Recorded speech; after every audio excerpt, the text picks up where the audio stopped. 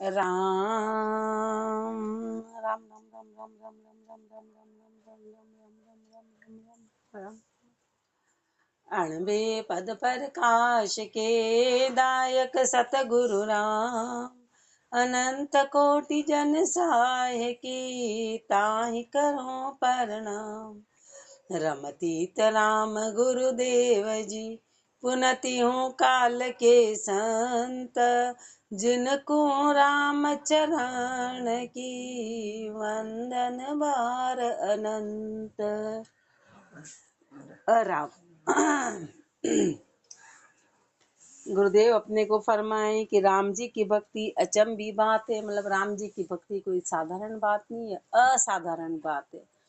असाधारण बात है। महापुरुषों ने फरमाया कि सतोगुण के अंग में ही शुभ धर्म होता है और उससे ही भक्ति की प्राप्ति होती है और भक्ति से फिर ज्ञान और विज्ञान की पैदावार होती है। जैसे कि एक फल के ऊपर दो पत्ते आते हैं, ये सबसे अचंभी बात है। 18 भार वनस्पति में ऐसे जो भक्ति है वो सबसे अचंभी बात है कि उससे ज्ञान और विज्ञान की पैदावार होती है।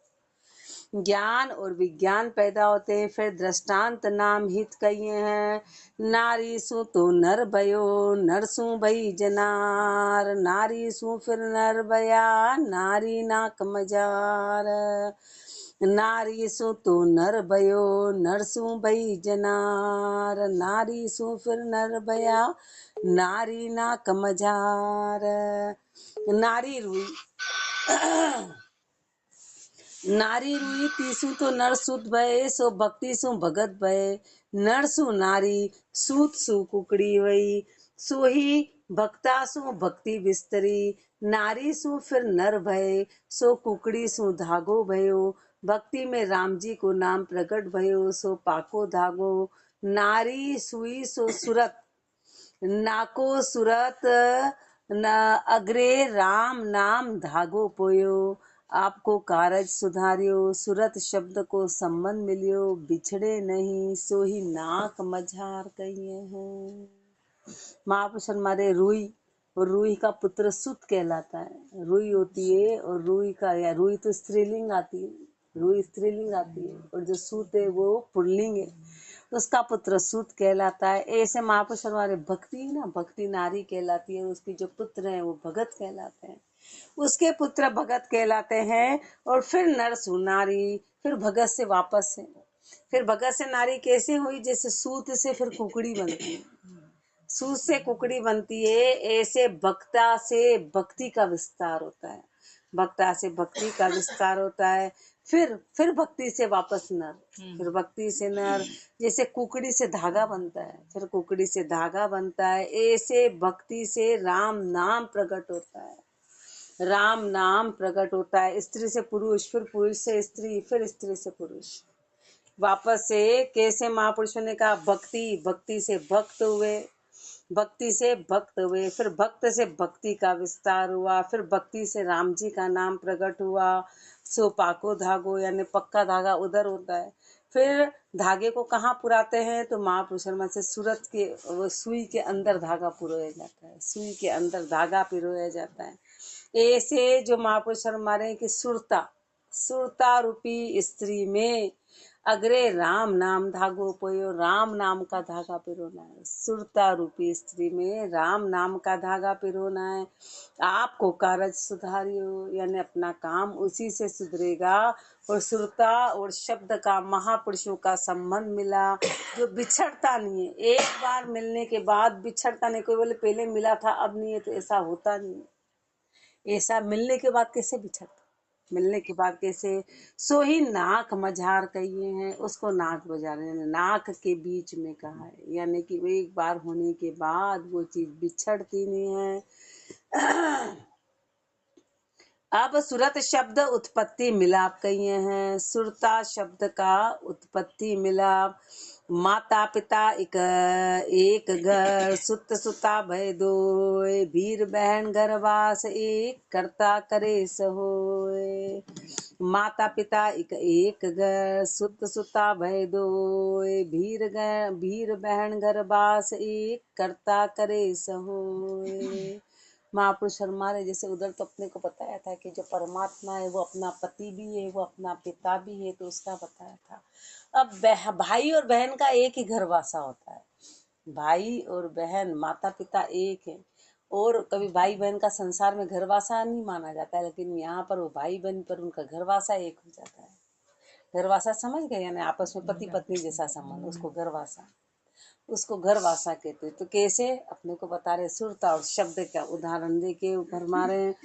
माता पिता एक सोई पक्षी, एक घर सोई घुसालो, एक सोई राम जी, एक माता पिता पक्षी घुसालो सोई एक शरीर, सुता दोई भाई बहन भय, या तन मध्य सुरत शब्द दोई भय, नर मादा वीर बहन घर बासो, सोई सुरत शब्द को संग भयो, कर्ता के कर भय, सो भजन करके सुरत शब्द को संग भयो, सो ही क्रिया करके भय। महापुरुष हमारे क्रिया करी, शरीर के बाहर कुछ भी नहीं है, शरीर के अंदर ही सुरता है, यानी शरीर तो उनका माता पिता, और उसी के अंदर सुरता थी, और उसी के अंदर शब्द पैदा हुआ, यानी एक ही पिता के ये दोनों तो हुए तो भाई बहन, फिर इनका घर वासा हो गया, यानी आपस में ऐसे मिल गए कि फिर अलग होने का काम ही नहीं रहा।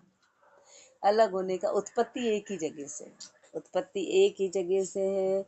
जैसे एक पक्षी होता है ना, माता पिता सो ही पक्षी, एक घर सो ही घुसालो, जैसे पक्षी होता है, पक्षी का घोंसला बनता है, पक्षी का घोंसला बनता है, ऐसे राम जी माता पिता, ऐसे एक राम जी माता पिता, पक्षी घुसालो सो ही एक शरीर, यानी पक्षी का घोंसला यानी कि अपना एक शरीर, और सुत सुता यानी कि दो भाई बहन, सुत और सुता यानी पुत्र पुत्री कहलाते हैं। अब जो पिता के जो पुत्र और पुत्री है वो आपस में भाई बहन होते हैं, आपस में भाई बहन होते हैं। तो ये शरीर के अंदर ही सुरत और शब्द दो हुए, शरीर के अंदर ही सुरता और शब्द दो हुए, नर और मादा यानी भाई और बहन। सुरत शब्द को संग भयो, सुरता और शब्द का संग हो गया। अब महापुरुष हमारे की संग हो गया, यानी भाई बहन का घर वासा हो गया। कर्ता के कर भयो, परमात्मा के कर्ता के कर भयो, जो राम जी करते हैं ऐसा हुआ। सो भजन करके, पर बना कैसे, ऐसे हर किसी का सुरता शब्द का मिलान हो जाता तो पूरी सृष्टि हो अपने जैसे का हो जाता, तो बात ही बन जाती। ऐसे नहीं, ऐसे नहीं होता है। भजन करके यानी क्रिया करनी पड़ी उसके लिए, ऐसे नहीं होता है, क्रिया करनी पड़ी। क्रिया क्या कि भजन करके सुरत शब्द को संग भयो, ऐसे साधारण में नहीं मिलते हैं। अपने को तो ये भी नहीं पता था कि सुरता क्या है और शब्द क्या रहा, हाल भी पता नहीं चल रहा है, हाल भी पता नहीं चल रहा है कि अपनी सुरता कहाँ है और अपना शब्द कहाँ है। वो तो महापुरुषों के बना, उन्होंने मेहनत करी, उन्होंने सारे श्वास इसके लेखे किए, सारा समय इसके लिए लगाया, तब जाके बात बनती, ऐसे नहीं बनती, ऐसे नहीं बनती है। तो महापुरुषों ने भजन करके सुरता शब्द का मिलान किया, उसको क्रिया करके भय, ऐसे की क्रिया करके हुआ, क्रिया करके। तो क्रिया होती क्या है उसका आगे फरमाएंगे। फिर क्रिया दृष्टांत कहिए हैं, क्रिया कैसे करी, क्रिया कैसे करी। नारी नर मिल नर भय, नर सु बई जनार, नारी में नर नीप जो, सो कहिए कंठ मझार। नारी नर मिल नर भय, नर सु बई जनार, नारी में नर नीप जो, सो कहिए कंठ मझार।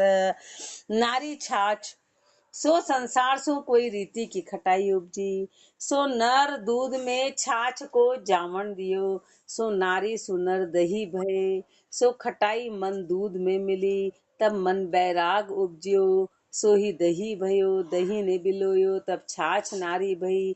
यहाँ धीरज रूपी बिलोनो में दही बैराग कियो, शब्द रूपी रही, श्वास उश्वास का नेता बिलोए, सो भजन करे, तब प्रेम भक्ति रूपी नारी भई। नारी में नर निपजे, सो भजन करता करता प्रेम अमृत झरे, सो छाछ में घी कहिए, सो कंठ मजार, सो घी ऐसो अक्षर कंठ में बोले, सो राम रस अमृत सदा कंठ में झरत है, सो घी सो पुष्ट होए, अमृत प्रेम सो ज्ञान की पुष्टता होए।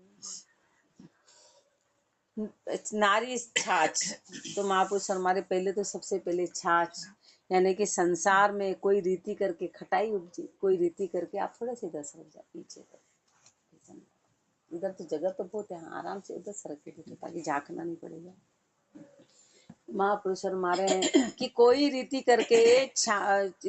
करके खटाई उपजी, यानी छाछ में खटाई होती है और फिर उसमें दूध का जामन, फिर दूध में उसका जामन देते हैं, फिर दूध में उसका जामन देते हैं तो फिर वापस से उससे दही बन जाता है, उससे दही बन जाता है। यानी स्त्री से पुरुष, वापस से नारी से नर दही पैदा हुए। ऐसे महापुरुष माने कि मन में संसार के प्रति किसी प्रकार की खटाई पैदा हुई, यानी वैराग्य उपजा। खटाई कैसे पैदा हुई?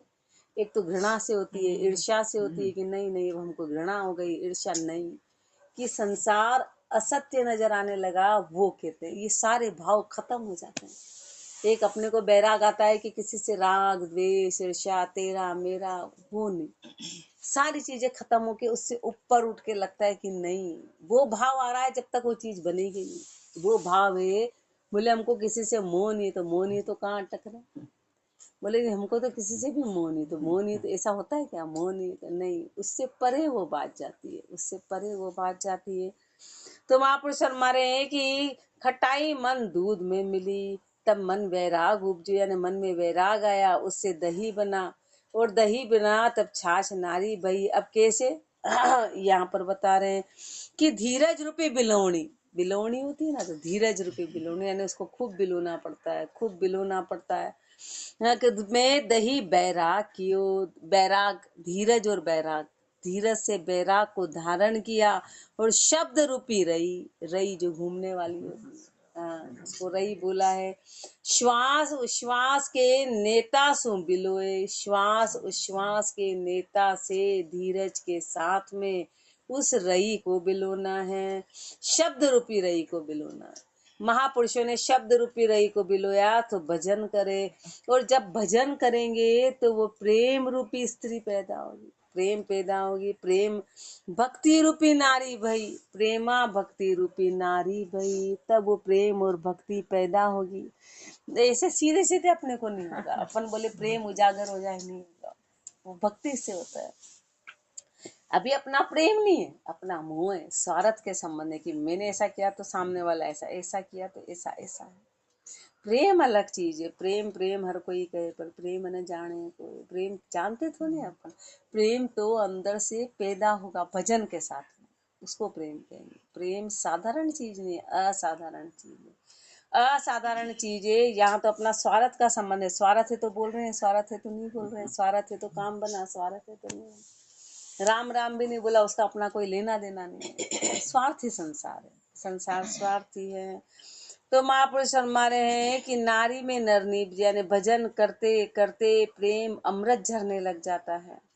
ऐसे महापुरुष फरमाते बिलोते बिलोते बिलोते उसमें घी अलग हो जाता है, एकदम घी बिल्कुल अलग हो जाता है, डल्ले बन जाते उस मक्खन के। सो कंठ मजार, जो घी जैसो अक्षर कंठ में बोले, यानी कि इतना रस वाला शब्द फिर कंठ में बोलने लगता है, रस वाला शब्द कंठ में।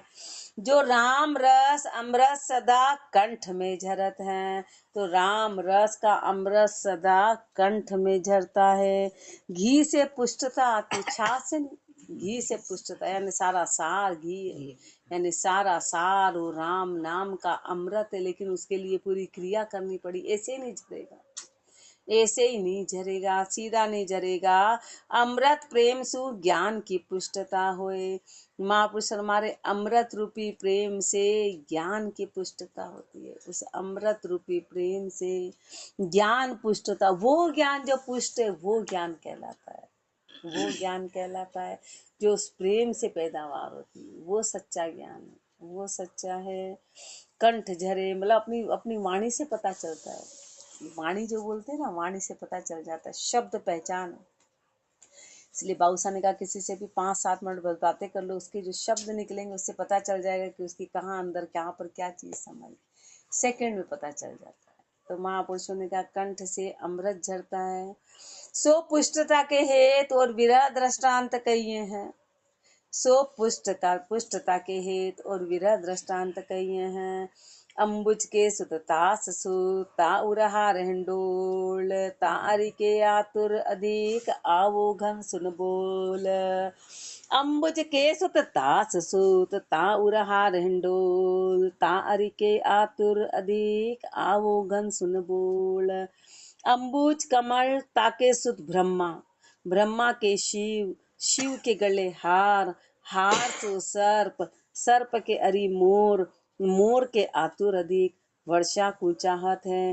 ताके उतंग बोले त्यों ही मोर रूपी विरह, घन रूपी राम जी को चाहत है। तीसु निष्बासर उत्तम भजन करे, सो ही उतंग बोले आतुरवंत पुकारे। ऐसे आतुरवंत होए राम जी में सेज बिच मंदिर में सेज बिछाई है। सो दास की आरस सुन राम जी पधारेंगे, सो सेज को स्वरूप कहिए।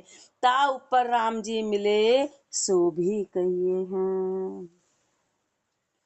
महापुरुष हमारे कमल, कमल के पुत्र, कमल से ब्रह्मा जी की उत्पत्ति मानी जाती है। तो कमल के पुत्र ब्रह्मा, कमल के पुत्र ब्रह्मा और ब्रह्मा के शिव, ब्रह्मा के शिव और शिव के गले में जो हार है, शिव के गले में जो हार है तो हार सो सर्प, शिव के गले में सांप है और सांप का शत्रु मोर होता है। और मोर को जो है वो बारिश की आतुरता होती है, वो चाहता है कि बादल आए, बादल से बारिश आए, उसकी आतुरता है, इसलिए वो ऊंचा बोलता है पीहूं पीहूं पीहूं।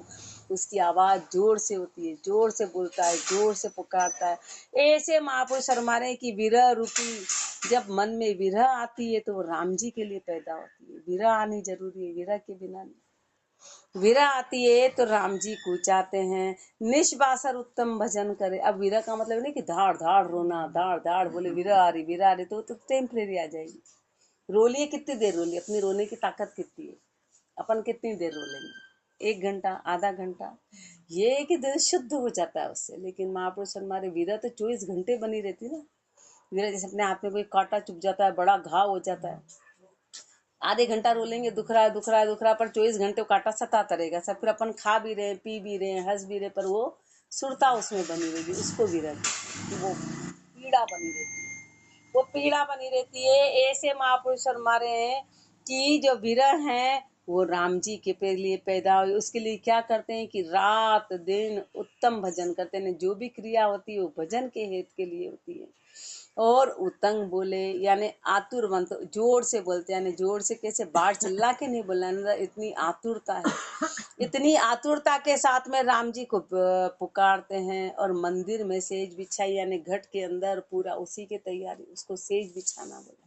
अंदर कोई जगह तो है नहीं कि 4 पाई रख दे। महापुरुषों ने कहा है न तो पलंग, न पलंग के पाए हैं, वहां पर पलंग बिछा हुआ है, सेज दिखने में नहीं है। तो दास की आतर सुन राम जी पधारेंगे, यानी दास इतनी आतुरता के साथ राम जी को पुकारता है कि घट के अंदर मिलन होगा, घट के अंदर मिलन होगा। तो सेज का स्वरूप क्या है, सेज का स्वरूप क्या है जिसके ऊपर राम जी मिलेंगे। तो महापुरुष हमारे सेज के बारे में फरमाएंगे। सो सेज को दृष्टांत कहिए हैं कि सेज है क्या, सेज है क्या, तो उसका दृष्टांत फरमाएंगे।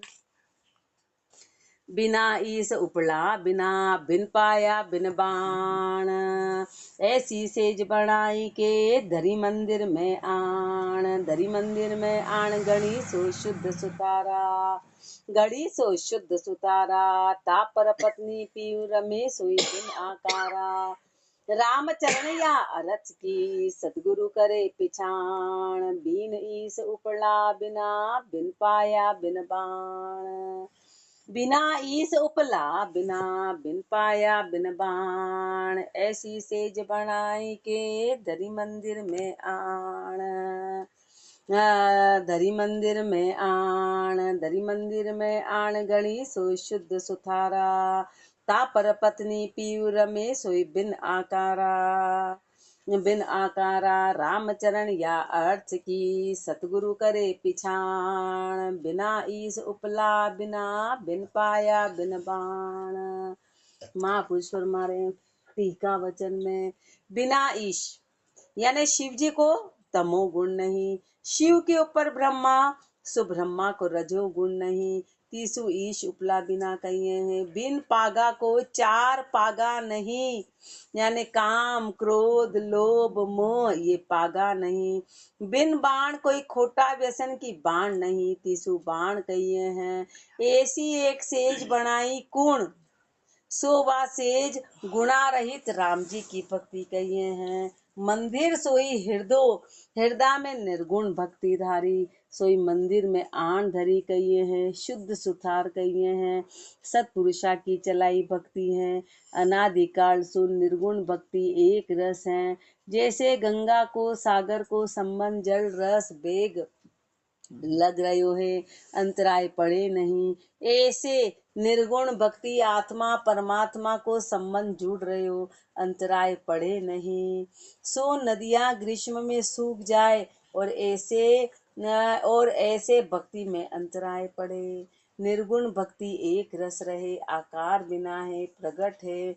सो भक्ति से धीरज का राजा सू घड़ी है, नेचा के बाण बनी है।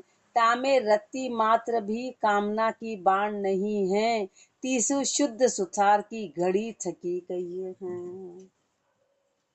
सबसे पहले तो महापुरुषों ने अपने फरमाया कि सेज कौन सी, तो वहां पे कोई आकार नहीं है, उसके कोई पाए नहीं है, वो सेज। तो कौन सा आकार नहीं है, कौन से पाए नहीं, तो शिव किसका और प्रतीक माना जाता है, तमोगुण का, और ब्रह्मा जी रजोगुण के प्रतीक माने जाते हैं, यानी कि रज और तम से रहित, रज और तम से रहित, यानी उसको बिना उपला बोला है कि शेष तो है पर उसमें उपले नहीं है, उसमें उपला नहीं है, यानी कि उसमें सारा रजो और तमोगुण का सहारा नहीं है।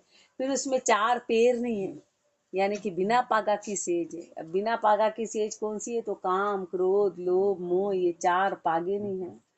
ये सेज इसके बिना भी नहीं, यानी रज और तम से परे होगी, काम क्रोध लोभ मोह से परे होगी। फिर किसी भी प्रकार का खोटा व्यसन नहीं है, तीसु बिना बाण कहिए हैं। किसी भी प्रकार के खोटे व्यसन नहीं है, खोटा व्यसन नहीं है, यानी किसी भी चीज के अधीन नहीं है। तो महापुरुष हमारे उसको बिना बाण के काहे, तो ऐसी सेज बनाई।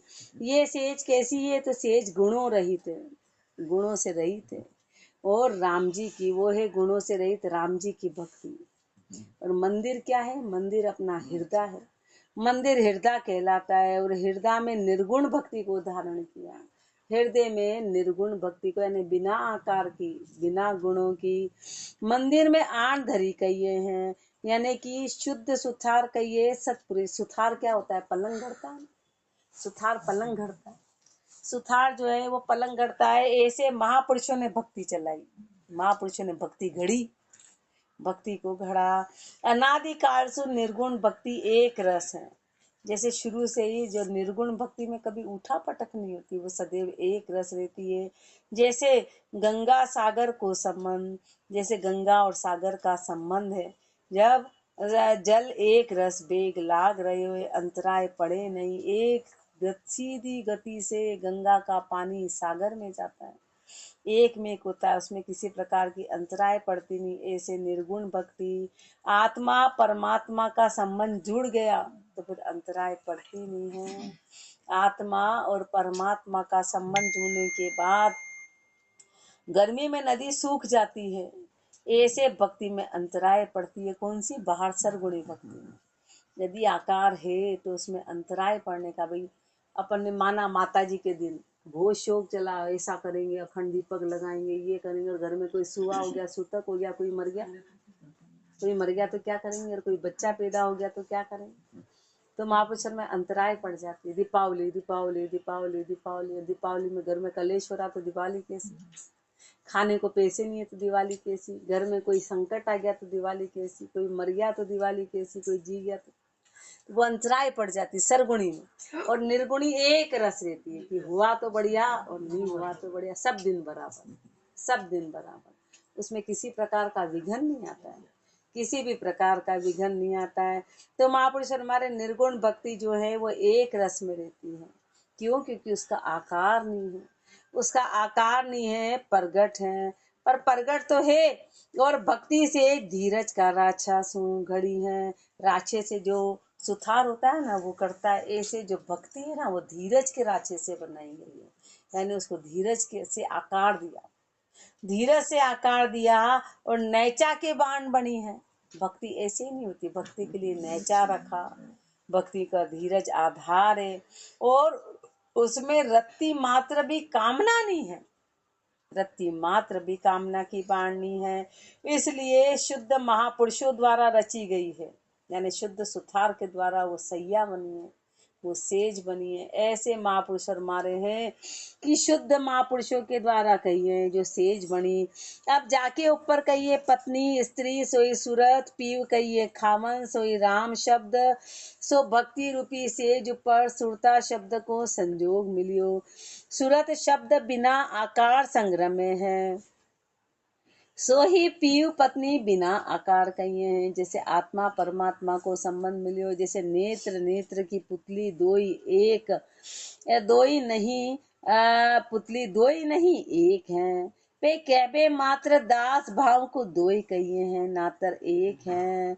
तीसु रामचंद्र जी महाराज कहे छे ई अर्थ की सदगुरु सु पिछाण होए, तीसु सदगुरु को शब्द विचारिए, राम शब्द को स्मरण करिए, तदी ऐसो भेद पावे। ये भेद मिलेगा कब? कब होगा? जब अपन राम शब्द का उच्चारण करेंगे और इनके रहित होके करेंगे। इनके रहित होना पड़ेगा। मन में अपनी चीजें हैं, कपट है, मन में गंदगी है, तो महापुरुष हमारे फिर राम शब्द का नहीं, मन शुद्ध पहले साथ साथ निकलेगा। अपनी इतनी ताकत नहीं कि अपन पहले निकाल दें, अपन अपना जन्मों जन्म का है, मतलब पर प्रयास करना। 24 घंटे अपन देख तो सकते हैं ना, अंदर देख सकते हैं अपने आप, पता चलता रहता है कि पता चल अपन दूसरों में गलतियां निकालते हैं, अपना खुद का पता दूसरों के लिए अपन गलती, दूसरों के लिए अपन कसमें, लेकिन अपना नहीं देखते कि अपने में क्या कमी है। महापुरुषों ने इसलिए तो कबीरदास जी ने बुरा जो देखन में चला मुझसे बुरा न कोई, जो दिल खोजा आपना। तो महापुरुष 4 उंगली दूसरी अपनी तरफ जाएगी, 1 उंगली दूसरी तरफ जाएगी। जो भी कमी है वो अपने कर्मों के वश। इसलिए महापुरुष फरमाते हैं कि जो सेज मणि उस पर क्या है, तो सुरता और शब्द। सुरता को तो पत्नी बोला है और खावंद है पीव, यानी कि जो राम है वो पति है, सुरता पत्नी है। उसका संजोग उस सेज पे मिला, सेज पे मिला। सुरत शुद्ध, सुरता शुद्ध, बिना आकार संग्रह में है। सुरता जो है वो बिना आकार संग, बिना आकार का क्या है? शब्द, शब्द का कोई आकार नहीं है, शब्द का कोई आकार नहीं है। यानी पति और पत्नी दोनों बिना आकार के हो गए।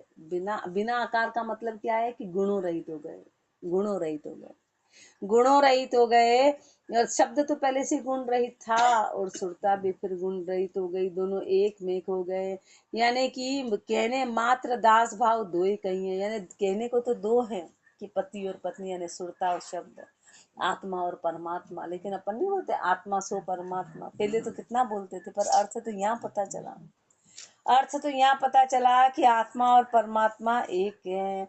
तीसु रामचंद्र जी महाराज अपने को फरमाते हैं कि इस अर्थ से सदगुरु, ये जो अर्थ बताया सुरता और शब्द का, जो बिना आकार के हैं, पर ये ऐसे पहचान नहीं होती है, सदगुरु से पहचान होती है।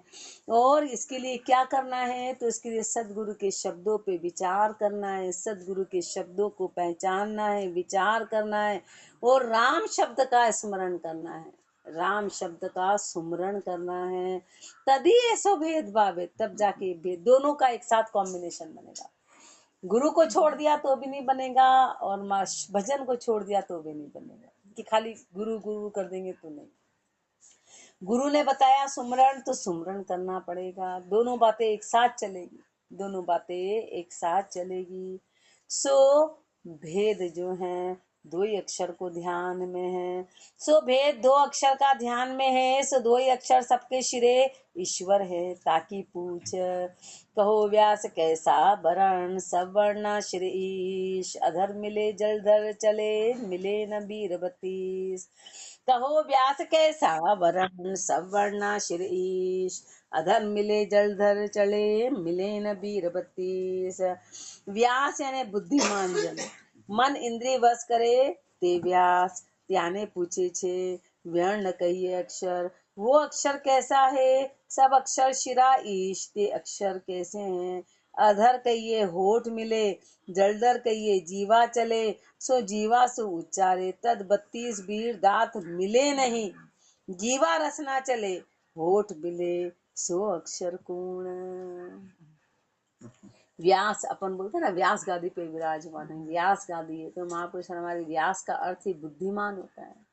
व्यास का मतलब वेद व्यास जी, वेद व्यास जी जैसे आज कोई वेद व्यास जी ने सारे अपने को उपदेश दिए, तो व्यास गादी कहलाती है, वो गादी व्यास गादी कहलाती है। व्यास का मतलब है कि जो भी बुद्धिमान है, जो बुद्धिमान है, तो महापुरुष हमारे बुद्धिमान कौन होता है, तो बुद्धिमान बुद्धि की बातें करने वाला नहीं है, जो मन और इंद्री को वश में करे वो बुद्धिमान कहलाता है।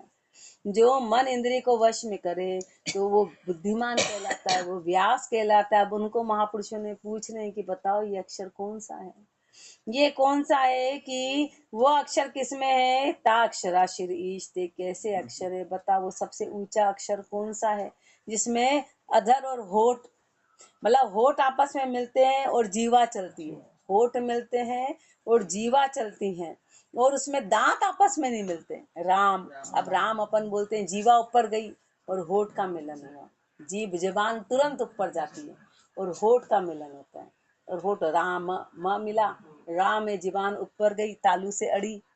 तो महापुरुष हमारे बताओ वो अक्षर कौन सा है जिसमें रचना चलती है और होठ मिलते हैं पर दांत नहीं मिलते हैं, पर दांत नहीं मिलते हैं। तो इसका उत्तर अपने को कल फरमाएंगे कि इसके उत्तर में क्या है। राम राम जी, राम महाराज, राम राम।